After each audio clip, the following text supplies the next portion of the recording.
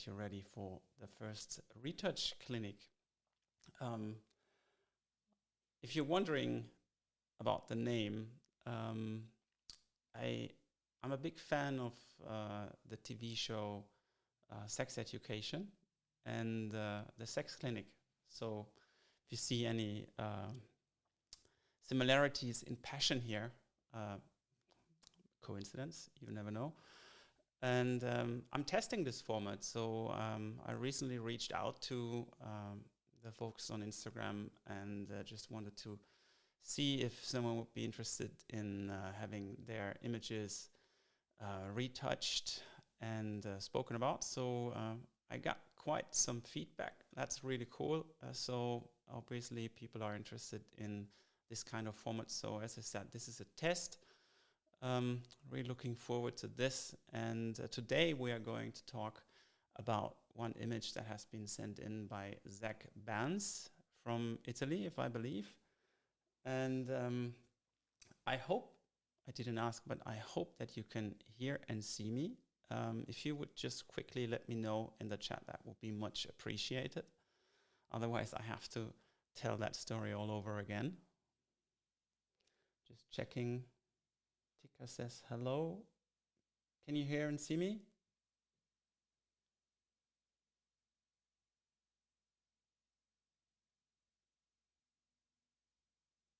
Yes, no. Okay.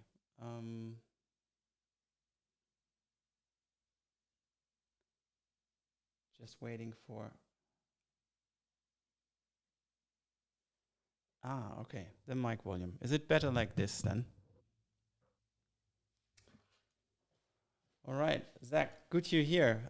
Good to see you, man. And yes, if you want, Zak, you can quickly type in the chat what you're looking for. Otherwise, I'm happy to just tell. Oh, is it still quiet? I'm checking if I can increase the volume a bit. I guess that's the maximum of what I can do. Is it okay or is it too loud now?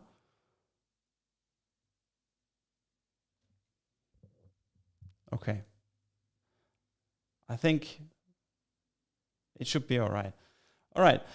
That being said, Zak has sent in an image of his, and I'm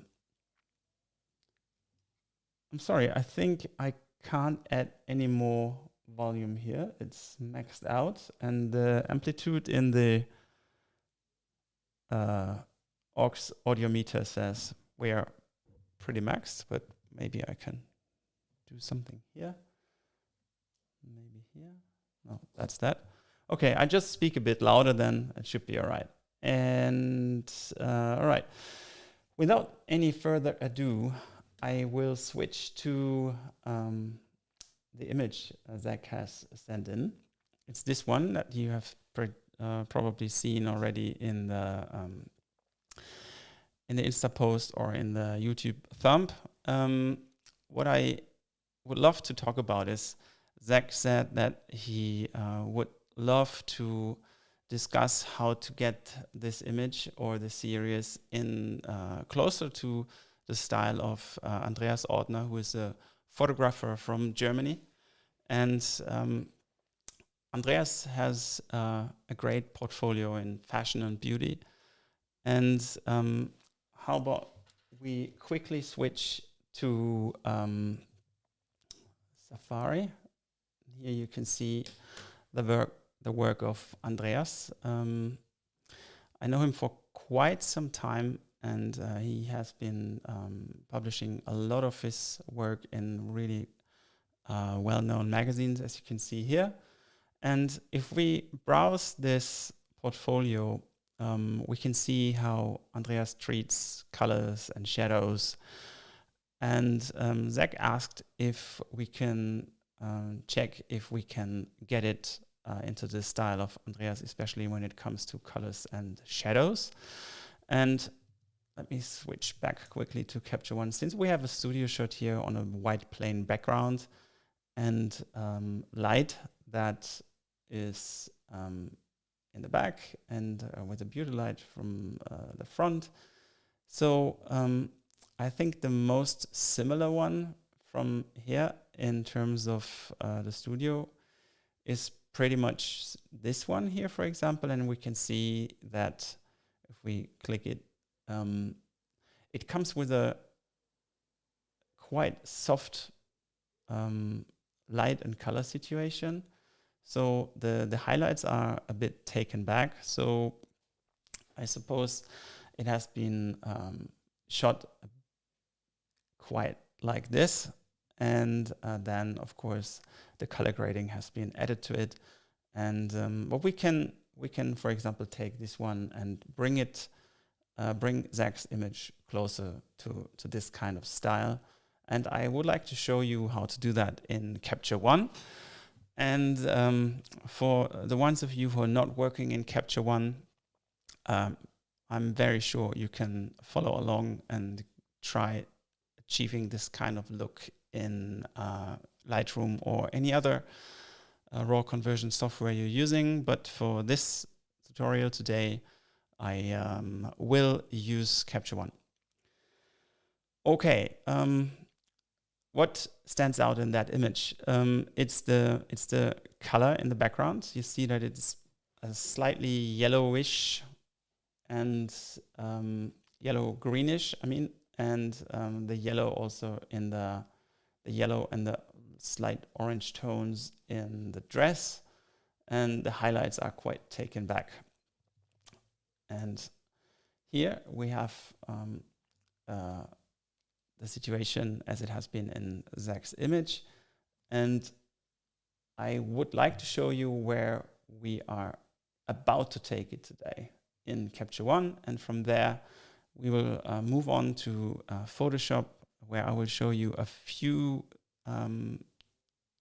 steps that I would do to bring that image even closer to the final stage.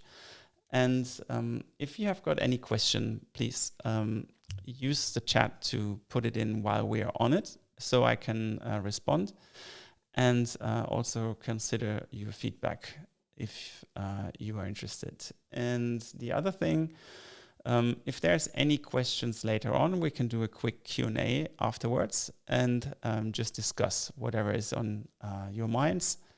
And let's set this stream for about an hour. So if we are a bit faster, we can extend the Q&A. If it takes longer due to questions or me going through like repetitions or anything, just let me know if there's enough time. But this is planned to all right, yeah, she doesn't look like a doctor yet. Oh, wait, let's see if we can do something about that. All right, I want to take this in Capture close to something like this, just to match the overall mood, contrast, situation, setting the light stage. So you can see that we will dim the lights a tiny little bit, work on the skin tone, and make this a bit more muted. And in terms of the color, we will go and introduce the color grading already in that stage. So first thing first, as you can see here, we will work with white balance, exposure, high dynamic range, curve, and a bit with the color editor. So that is basically available in every raw converter. We can make use of the layers and the mask, which is also available in Lightroom. And the new features of Capture One make it really easy to select the different areas of the image. But let's go here and just start with it. So what I want to do first is I want to take out the contrast a tiny little bit.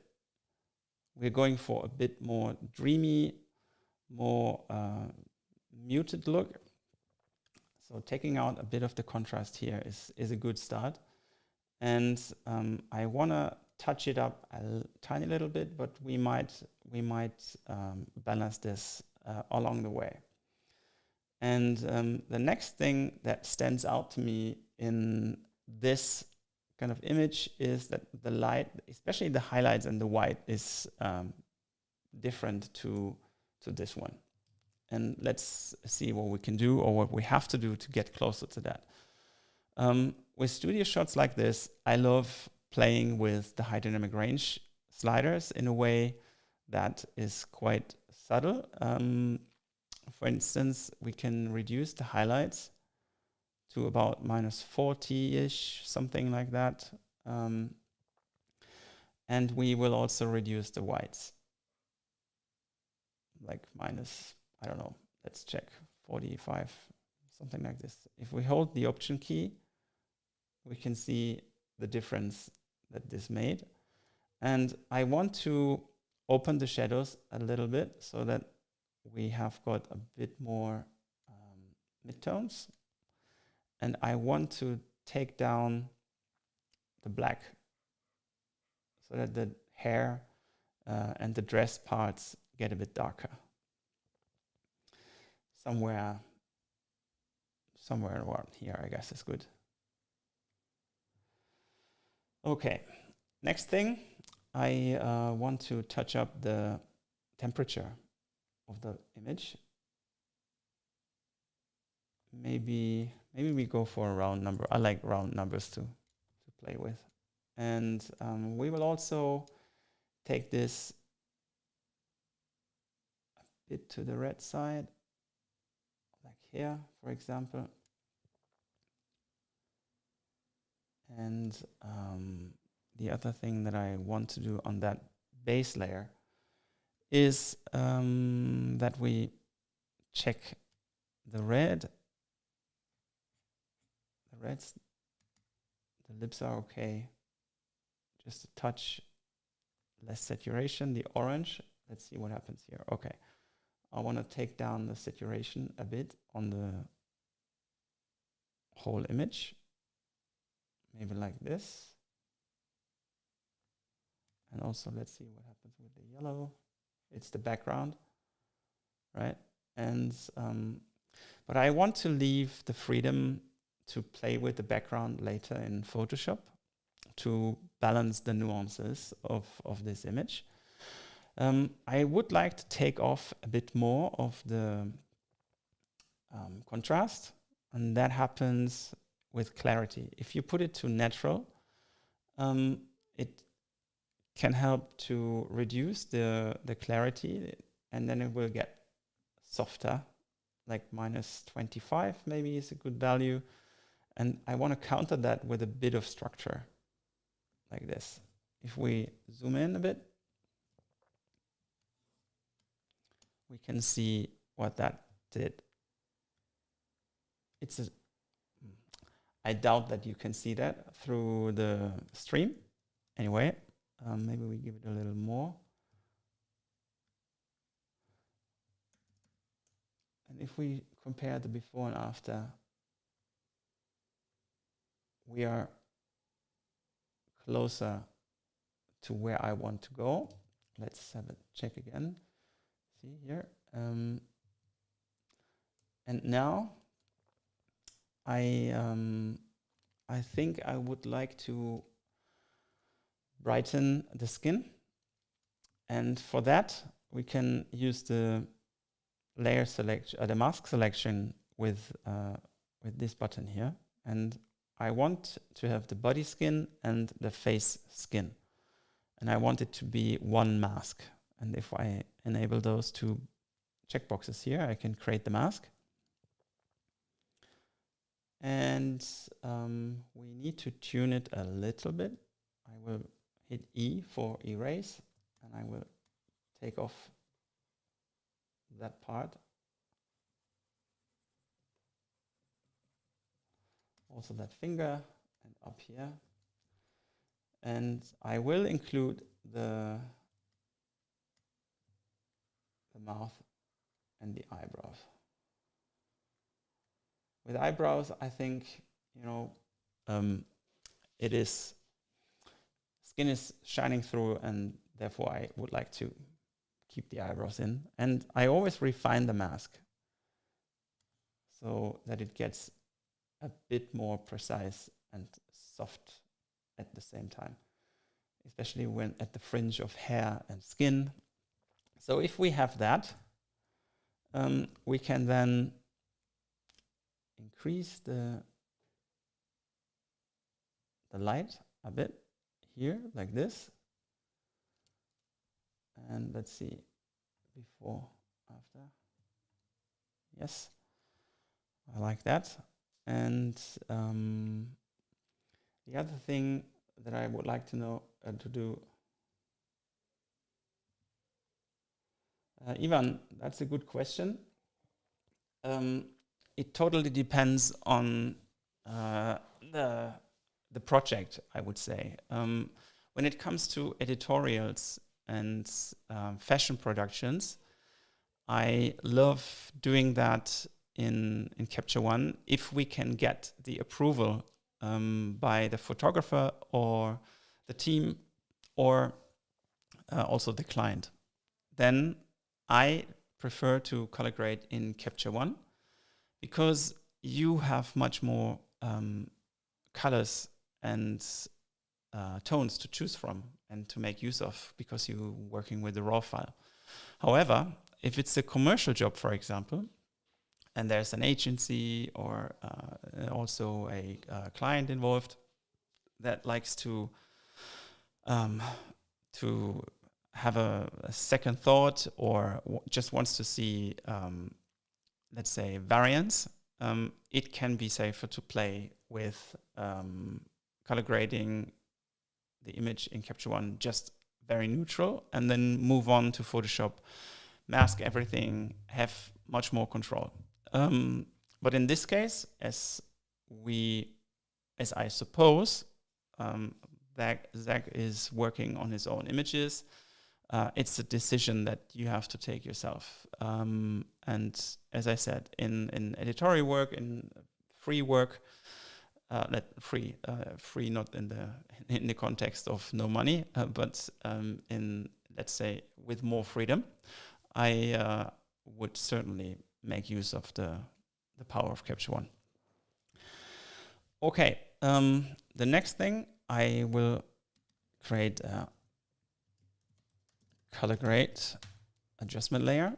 Why do I do that? Because we have it on a separate layer and we can play with the opacity if it's too strong.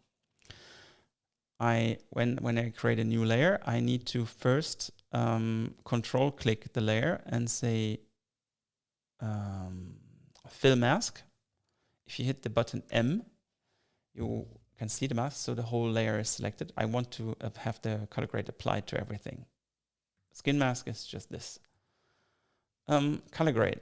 All right. There, in this case, I would love to play with color balance. Color balance is a tool that looks like this. You can have this three-way option, or you can go through the shadows, midtones, and highlights. And I like to have this tool 3 times so that I can have the shadow, midtone, and highlights separately. And I'm able to, can I click this? I can make these bigger for more control.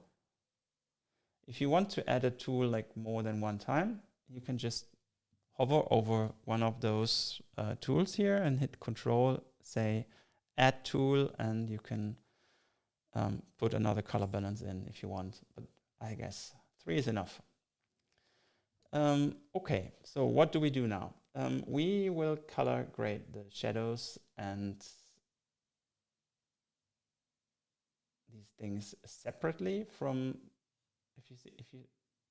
I hope you can see that through the stream. It's quite subtle, but if we put in a bit of blue-green tint here, we can play with the colors.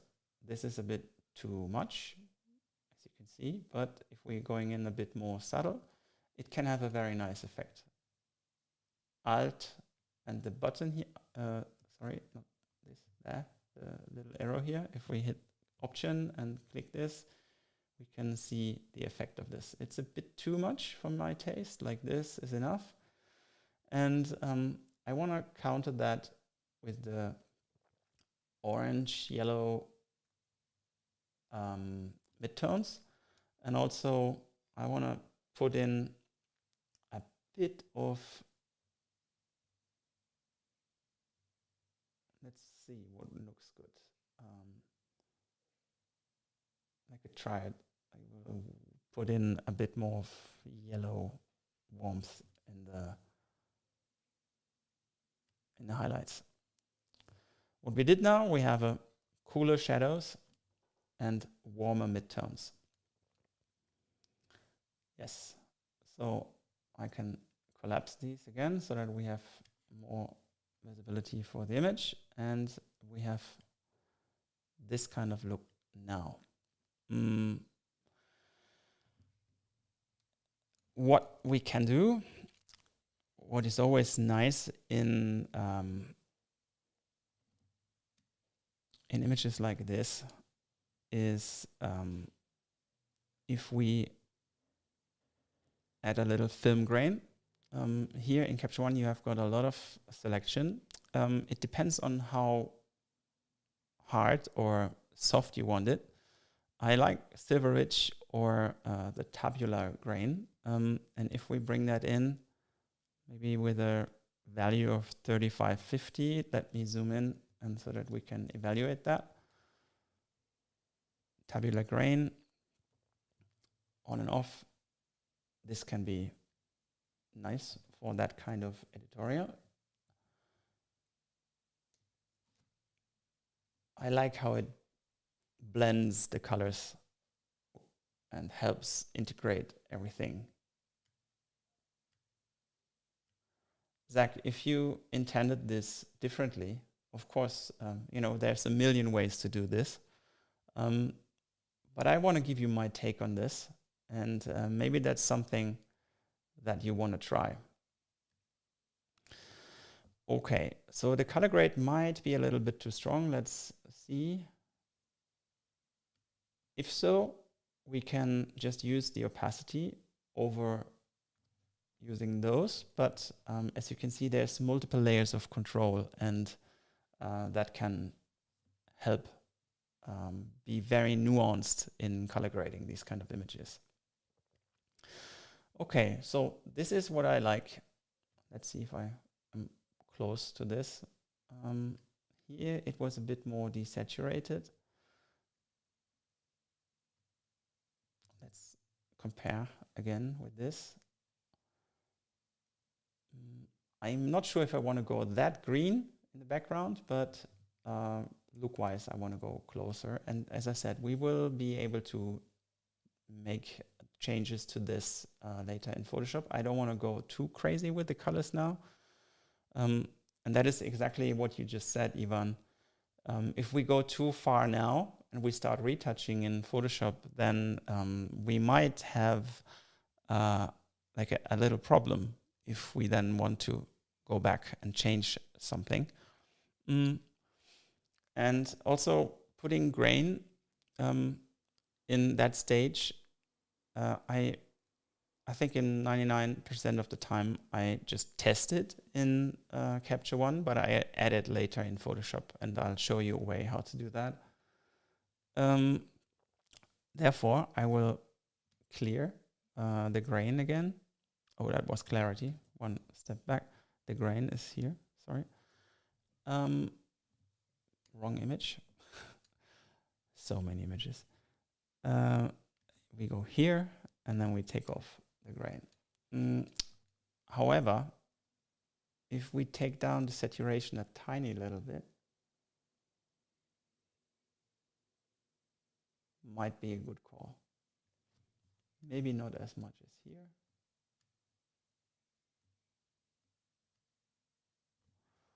Let's see. We can go a bit darker.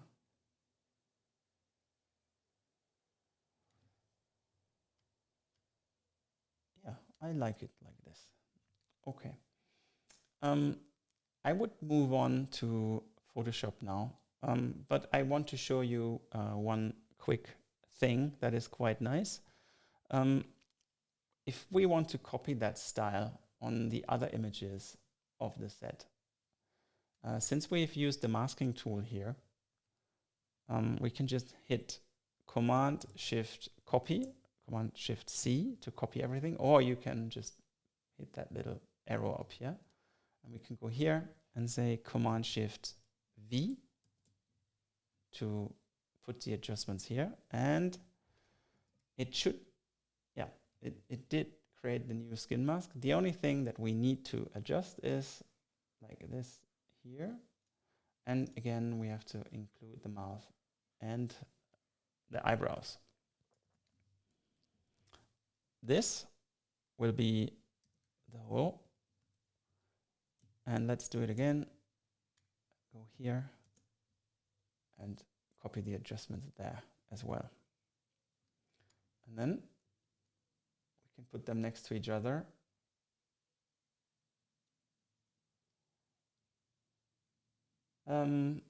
Alexander, I believe yes. I need to edit it a bit, but it will be there. I just don't know if it's going to be right away. All right, so in this image, I think we could lose a bit more of the saturation, especially in the skin. Let's take it down a bit and maybe try the same here. And that is what I like about masking. I love having control over every single element of the image. And I'm keeping the same kind of structure in the Photoshop file too. Okay, but since we have finished this one, let's take it to Photoshop. And you can have several export recipes. I have one that I want to open now. PSD file, Adobe RGB, 8-bit Photoshop. I don't need any 16-bit file now. It's not a lot of... oh, yeah, it's 1 a.m. All right. So I wish you a great night. Thanks for joining, man. And yeah, you'll see it come to the channel, I guess, within the next week. All right. So 8-bit over 16-bit. I know there's a lot of discussions about that. I always use 16-bit whenever I know there's a lot of gradients in the image. And if there's any like saturated colors and things where I could run into trouble when I tweak it with curves or other adjustments. But in this case, I don't expect any issues to come. So we can take it to Photoshop.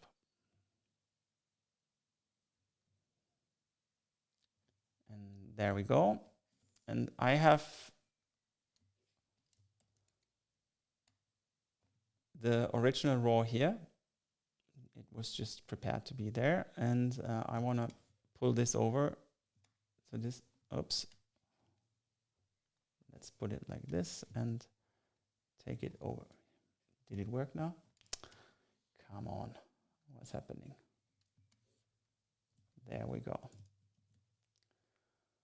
Okay. So this is the C1 raw. So we don't need that anymore. And the next thing that I want to do is I would like to do a little touch-up, and just to show you the order how I do it. I always have one folder for retouching, and I have one for dodging and burning, because we will be working just non-destructively, and I want to make sure that we stay in 100% control over the image. Thank you, Shakil. That really means a lot. And I'm happy that you find value here. Great. Thank you for your kind words. All right, so next thing. I want to have an empty layer. Oh, and if you just wondered what this is, I do use the layer menu of Wacom for almost everything. And here you can make actions available or stack adjustments, brushes or whatnot. And the things that I use the most is always here on that menu. There is a video on my channel where I show how to set this up. I believe it's in German, and if there is demand for that, I'm happy to create one in English. Anyway, so I want to have a new layer, and that's here now. And also created the option to, or you can also create the option to have a tool, like a brush or a stamp or whatever. And but I want to go with the tools that I want to choose now. Anyway, I set this little lock here because I don't want it to move. If we are working with an empty layer and you just do a little touch up on this, this is it is better to have this locked, because if you move it, you will not find it again. At least I don't, and it's hard to put it at the same position. All right, so what do we need to do? I would like to take out a few of the distractions that could be like, that don't take anything from the, and that don't add anything to the image. So it's this here, and I use the remove tool that is now in Photoshop, which is a fantastic tool for quick fixes. It became a big part of my workflow because it just works if you work it with tiny strokes. What it does, if you set it to remove after each stroke and sample all layers, you can start working with it basically just as it is, and it will recreate this area or fillet, or also be smart. If you circle whole areas, if you're working, for example, on that tiny bit of hair here, you can just draw over this like this, let go, and it will clean the background. Or if you want to work on tinier scale, the ear holes, or single hairs like this, you can work with it, or just this one. It's a fantastic tool, and it just works really nicely. So we could go over all this, but I guess you know what it does. I want to take out just the hair that is looking like gray, or that is too obvious, too much standing out.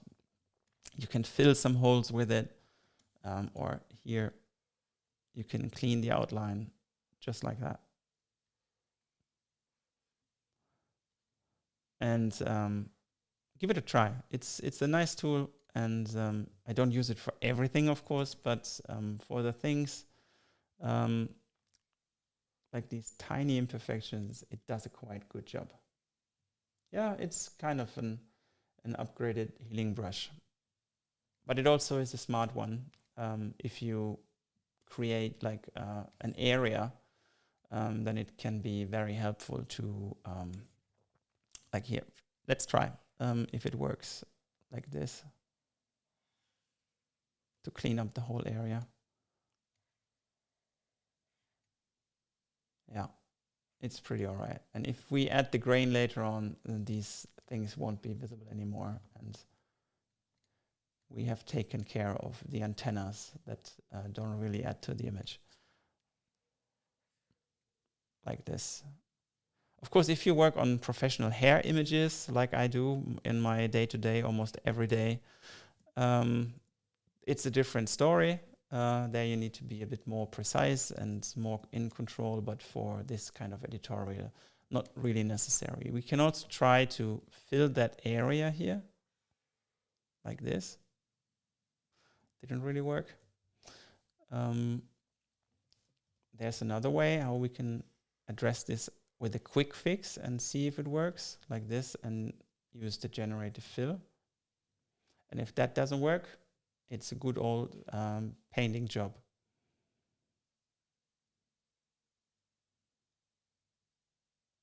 Let's see what it does.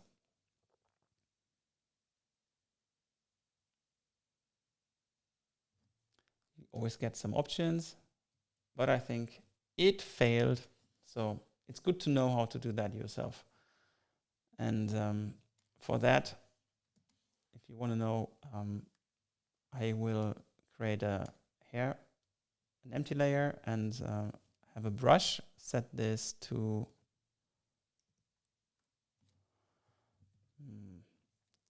maybe 2. Let's see. It must be a bit more. 4. It's a big file, so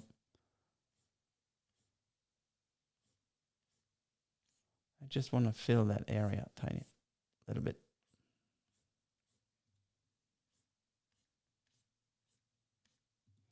Like this. And then it looks a bit weird now, but we can blur it a bit. So what I would do is use the Gaussian blur, maybe a radius of 0.5. And then I want to click Command and load the hair as a selection and apply a mask with itself, just like this. And then we can maybe take this out here. It blends a bit better. Then we can apply this layer mask and maybe blur it a bit more. Hit Command F to blur it again. And then I think we're good. Okay, so that's that. And the other thing that I wanted to quickly do is dodging and burning. And therefore I will create a set of 2 curves, just like this. It's a subtle curve, brightening and darkening. And I like to use help layers such as this. There you will also find a link and also a video on my channel where you can download those help layers if you want. These are set up with a solar curve, with a luminosity layer, and so a black layer set to color, which is making the image black and white, and a bright and contrast layer where you can then like almost X-ray the image, which I personally like very much to identify areas that need to be dodged and burned, like here. If we take this off, these are not easy to spot when your eye is not that trained yet. So this can help to make sure to find those areas, and then we can just take care of those, because it's a beauty image and we want to have pristine skin in a natural way, just like this. And I'm not gonna work on the whole image. I just want to show you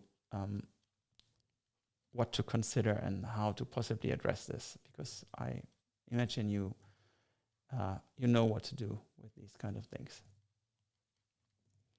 Same here. And it's, to be fair, it's like these are taken out now, and we don't want to overdo it. So there's 2 more things to consider. When you work with that kind of method, you basically show a lot more contrast than in the original image. But we can also lighten it up a tiny little bit. And as you can see, there's not too much. Here's a bit of dodging and burning, which I would like to quickly do to balance this part a bit more. And I'm preferring to work with 10% opacity and 100% flow. I know there's folks out there who do it differently, please, you do you, and whatever suits you. If you work with a gray layer, it's no problem. You can do the same. If you work with an AI, you can do that. It's just that you need to consider that someone in the process might dislike the amount of adjustments that have been made. So just make sure that you stay in control. If you use AI, make sure that you can go back and that you stay in control of the things you did to the image, and make sure to understand how to undo or how to react to client feedback in a non-destructive way, because otherwise it can end into like misery. And I have been there, so I know how that feels, and I would highly encourage you not to work destructively ever. All right. Yes, let's deactivate this, and you can see that we took care of these parts that were a bit too much. We go back to the retouching layer for a second, because there are a few pimples that we don't need. And that line there is a bit strong.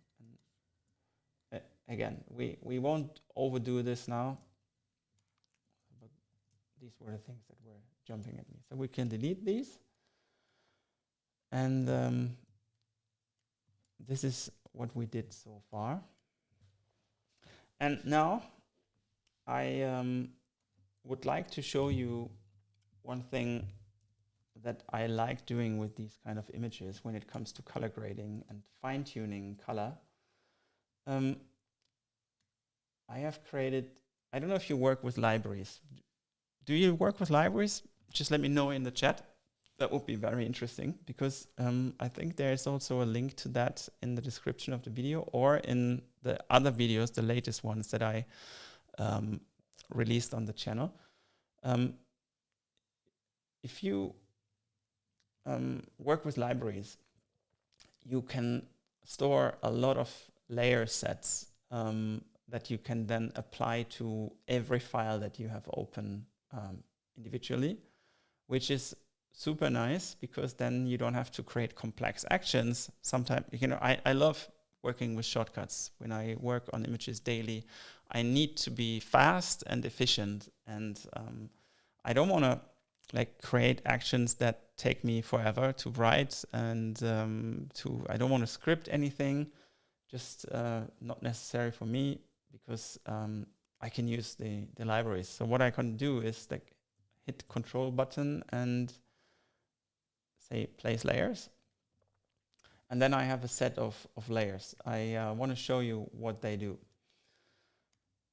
Let's deactivate them first. This is a layer that just takes out the color, so that I can see the true luminosity values. I can see the contrast, and I can, for example, compare. If I want to match the contrast of one image to another one, I can just evaluate the shadows, midtones, highlights. This one is a gray layer set to luminosity, which will then only show the color values in the image. So gray layer set to luminosity, this is 50% gray. Or set to color will show the luminosity, it's vice versa, right? And color will show if it's set to luminosity. With a trained eye,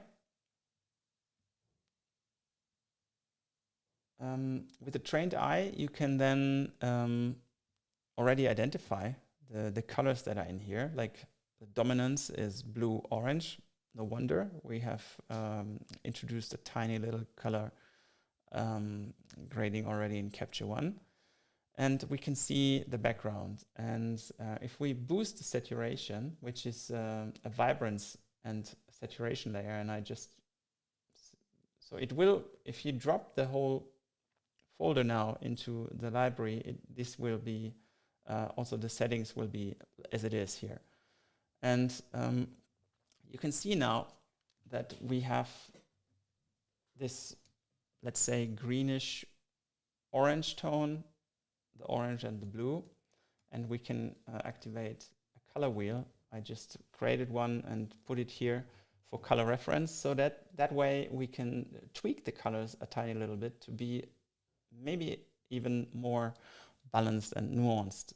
So we have the orange, which is here, and we have that color here, which is close to that. So that's a nice complementary color.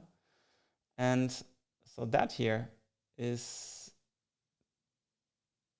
maybe somewhere here, mishmash out of this. And maybe we can balance this a tiny bit more. So what we can do now is create a new folder, say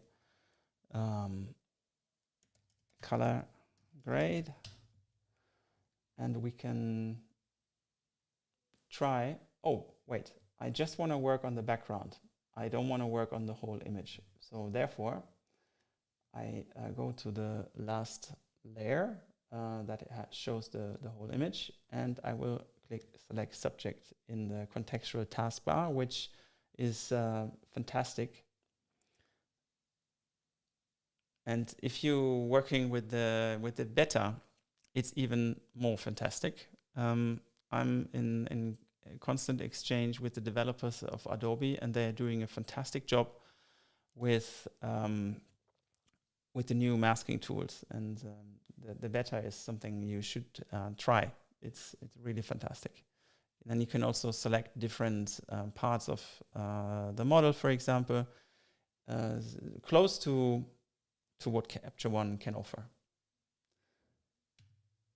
And if we hit Q, we can see that it's pretty nice, the selection. I will invert it, Command Shift I, and let's go and say this is the background. Okay, so we have the mask, and now let's try if we can use the curve set to color. Where's the color? There.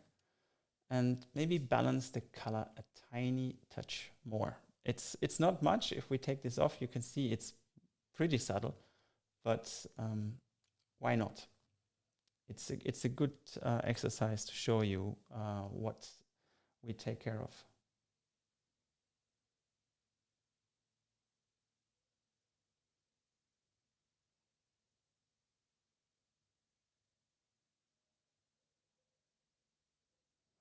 Ah, hey, Pete, you're here. That's amazing.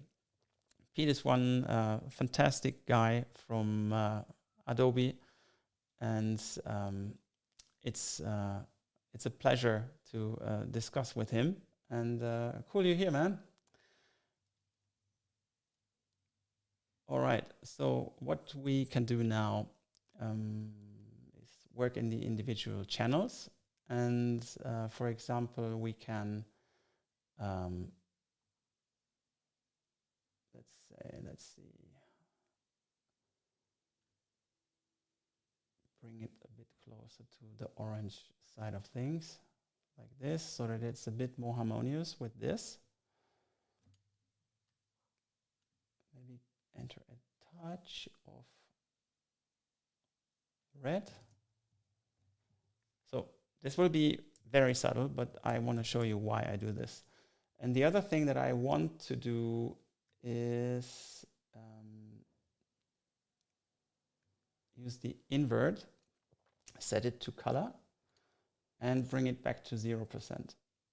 That way, I can use the invert layer to desaturate the color values in the background now with the exact opposite.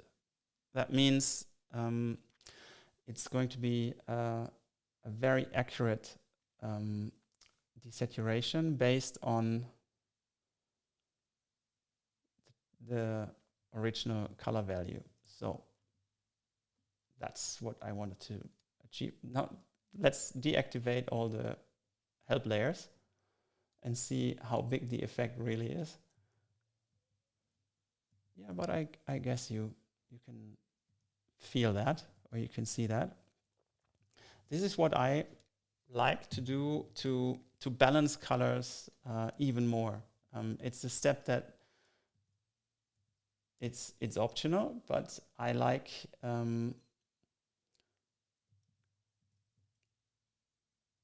the subtlety of this, and we can even play with the opacity to balance it a bit more, like this.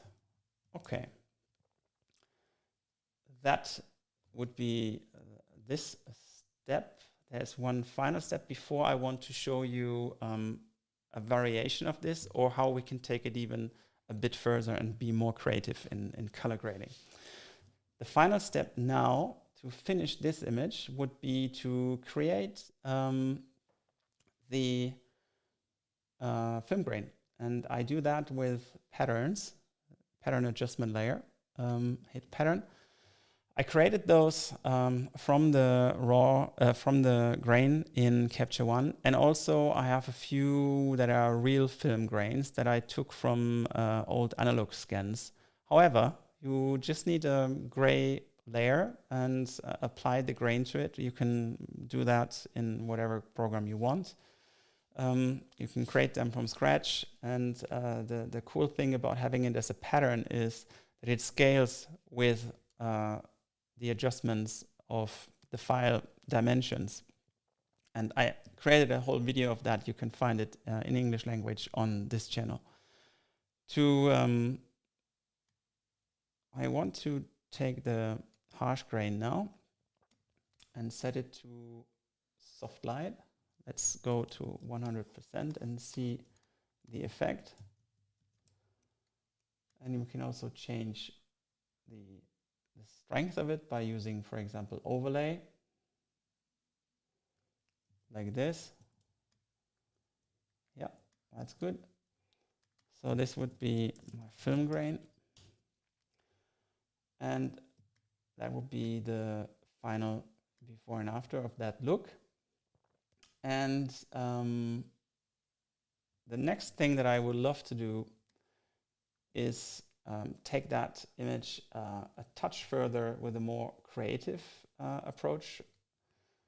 And I will do all of that below the film grain because that's my last layer. And I will create a new folder for additional grade. Additional grade, like this.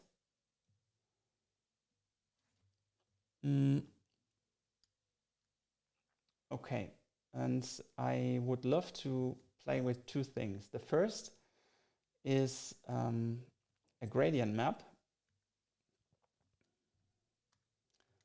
And I want to create a gradient map that is like beige white. Let's see if I can find something to go with, or if we create it from scratch. I think we're faster if we create it from scratch.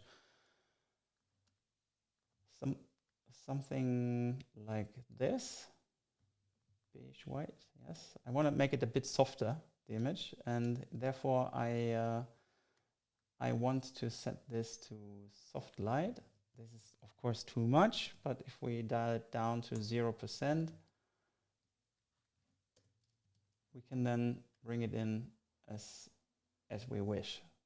Maybe, hey, it's too much already. Maybe just 15%, just a touch. And the other thing that I want to do is create a negative vignette, and therefore I want to have the circular marquee. Is it marquee tool in English? Yeah, circular like this.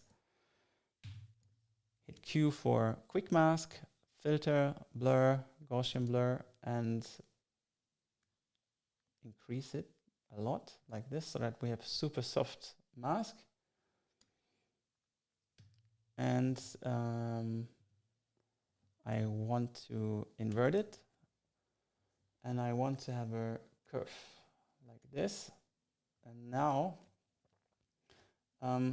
I want to bring in a touch of color and light. So I want to soften the edge a bit with a little hazy light. And I want to use the green channel to take some green out and bring some red in, because if you go further, you see what I mean. I just want a touch of magenta coming in. And I would like to bring in some more red, like this. And I also, let's see, if we add some blue or yellow, maybe a bit of blue, like this, so that we have a purple kind of thing. All right, and now let's activate this again. And then you see why I did this. So we have like this, those four here are the ones that we are having right now. Also they are very subtle, but we can bring in this, so that we have a triad, the blue, the orange yellow, and the red magenta, if we activate this like this. So it's a bolder move, but it's still within the color harmony, and that helps to be more creative and playful. And of course, it's a personal preference. It's a light effect. It depends. This image doesn't need that at all. It's a wonderful shot by Zak. This was my take on doing the grading and the overall look and feel. But this would be a touch more creative and could be something that could be used in a fashion campaign, for example, to give it a signature color of a brand, for example, to bring it in a subtle way. There's use cases for that, and I wanted to show you that it is important to check if you can bring it in with a color harmony, not to like break the harmony in the image. Although, of course, you can break harmonies intentionally, but this was one step that I thought could be nice. Let's see. I want to go back to the chat for a second.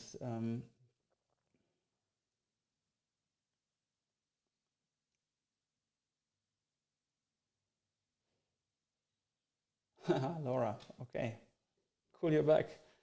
Ivan.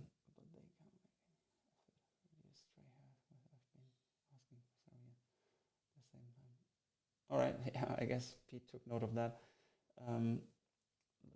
Oh, cool. Yeah, maybe, as I said, it's a test. Let's see if it's going to be something. I see this negative vignette on a lot of great editorials. Why is it used and what is it for? Ivan, yeah, it's kind of a trend, but that trend has been going on for quite some time now. And I think if you use it in a subtle way, it can emphasize the look. And dark vignettes have been around for forever, and usually the vignette tools are there to deal with vignettes that came in by using several lenses. And in fashion, I see that it can have a really nice effect if the backdrop of the image is like dark in the center and has a fading white outside or lighter outside. And here with this image, it's something that can be used in a creative way, but as I said, not really necessary. And we could also take off that part, but then it would be too strong. And I think here it's a bit more subtle. And again, use opacity to make it even more subtle. Can be a great thing to play with it, not to be too obvious, but playing with it visually. And also, one thing that I would love to point out is if you do any kind of adjustments, especially dodging and burning, and especially playing with color grades, it's a good idea to take the opacity down to 0 and just bring it in as much as you want. Because if you, for example, do an extensive round of dodging and burning, it can be very helpful to take it out completely and bring it back in by maybe just 40-50%, because then it is still very even or evened out, but more subtle, and that can be beneficial to the images. Okay, I guess we almost nailed it to 100% this 1 hour. I hope you liked the insight into that image or into that kind of color grading, and I'm happy to answer further questions if you should have any. Just let me know right now in the chat and we can discuss a bit more. All right, yeah, even true. I think that's so right. If you take it down to 0 and bring it back into 50, that's usually enough. And if you are working non-destructively, and if you work with a good masking system, you have so much control over your image. It is something that I would really encourage you to do. Let me quickly there. I wanted to hit the full screen camera thing. There we go. All right.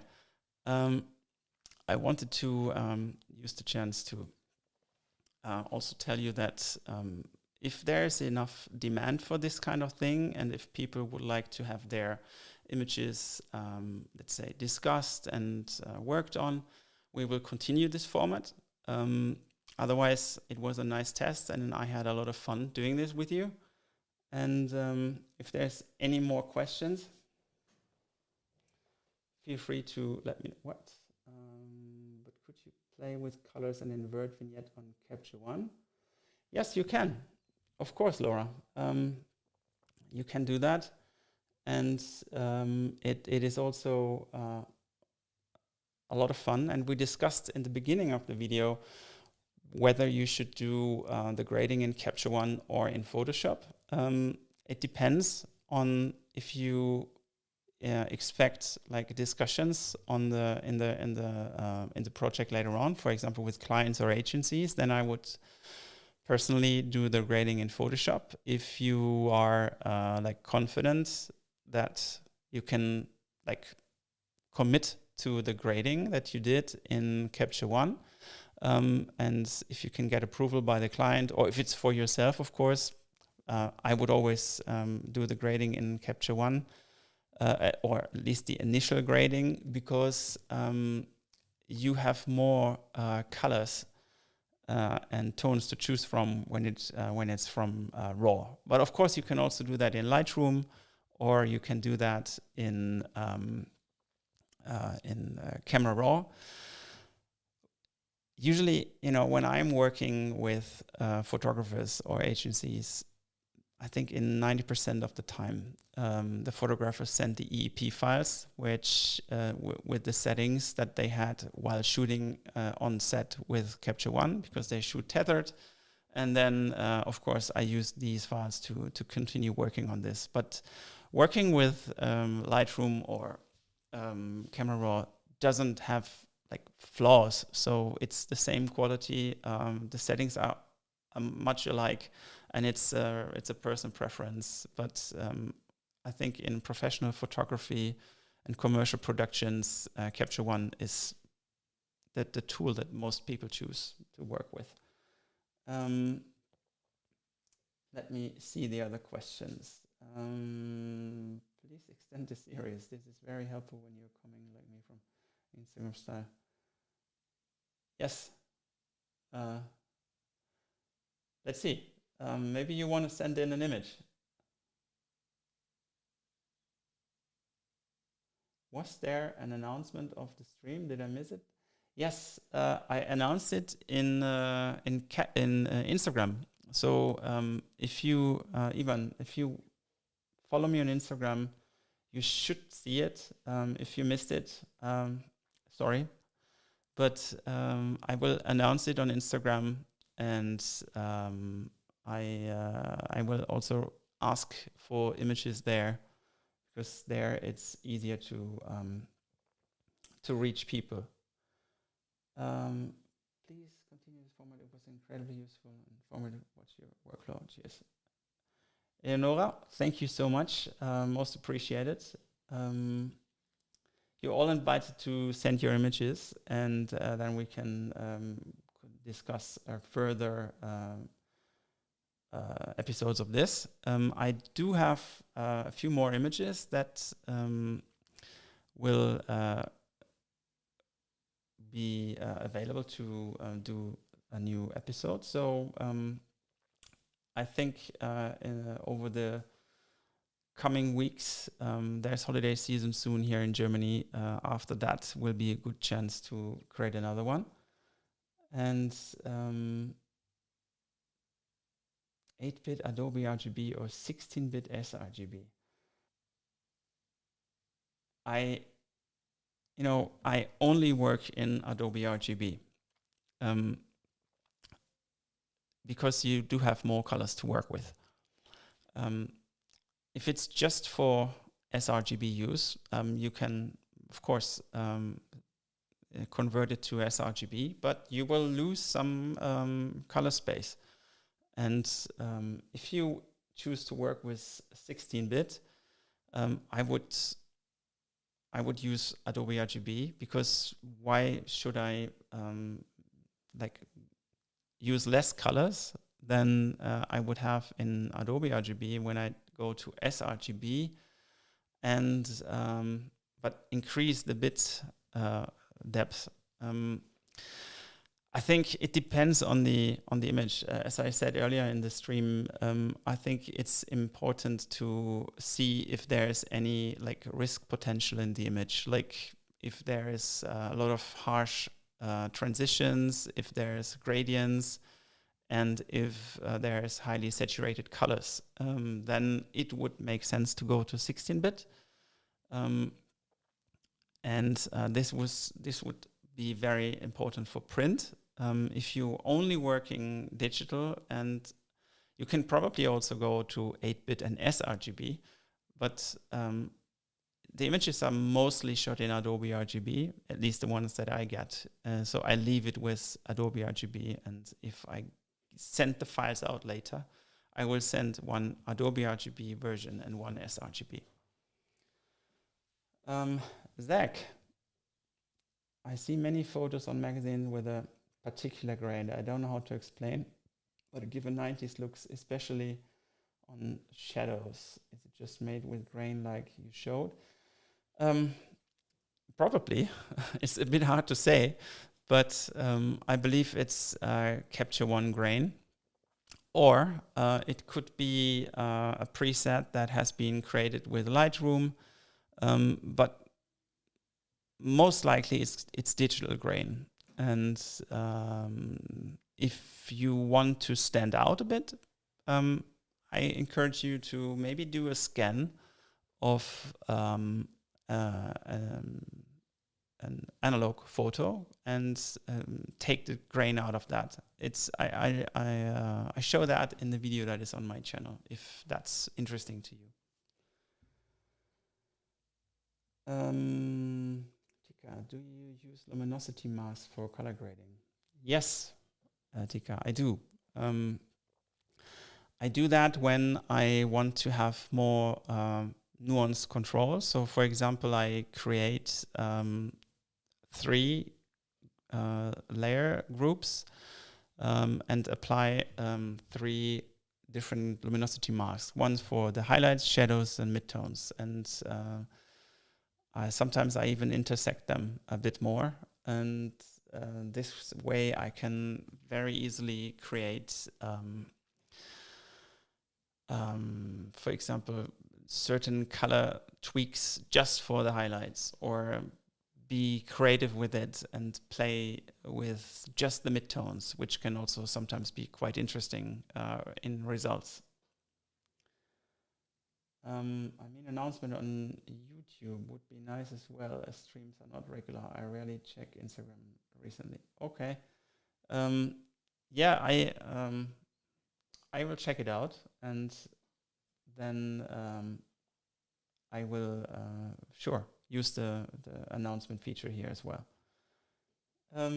Martin, what was that a brush you used to paint in the hair on this tutorial? Yes, it was a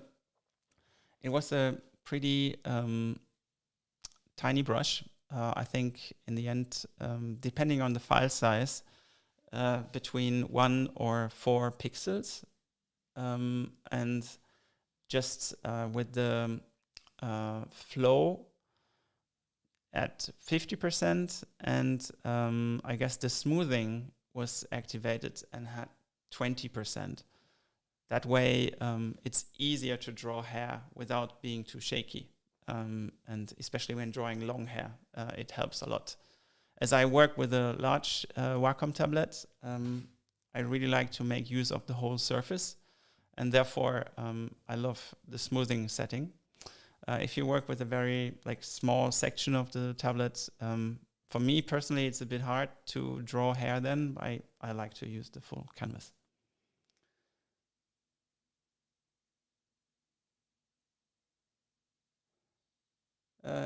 Yes, Ivan, I'm in the Adobe Community Expert Program, and Pete was also here. And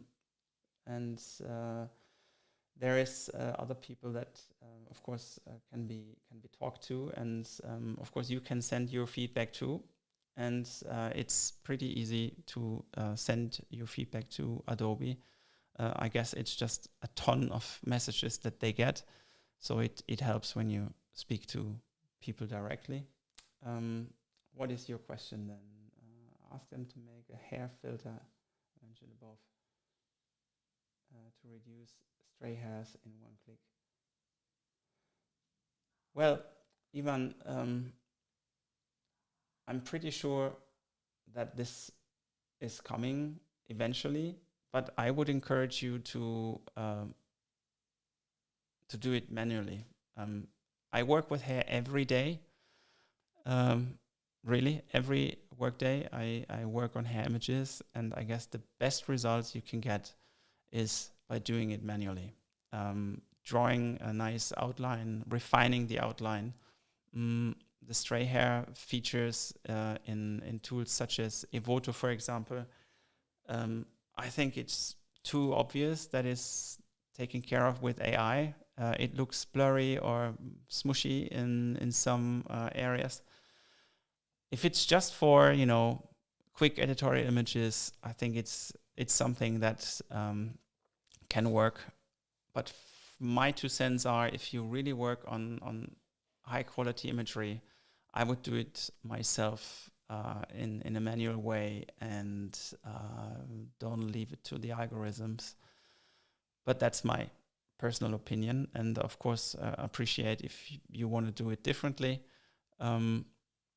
And I haven't found a tool yet that does a good job on that. But if you know one, please let me know. Maybe that's something that I can use too.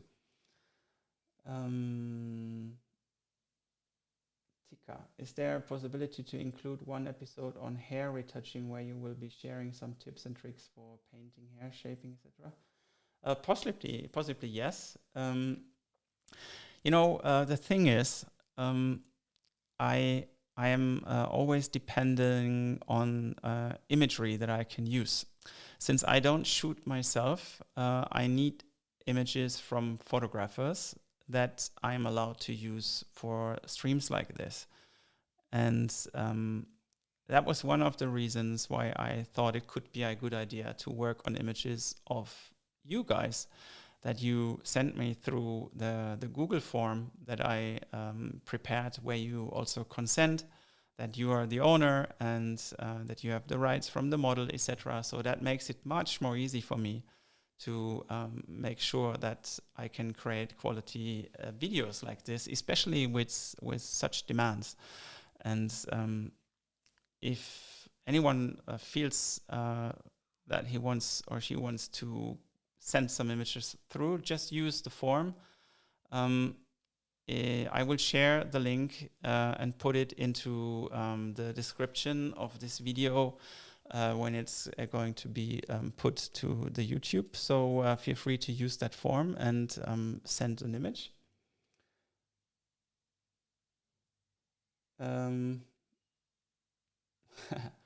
Ivan.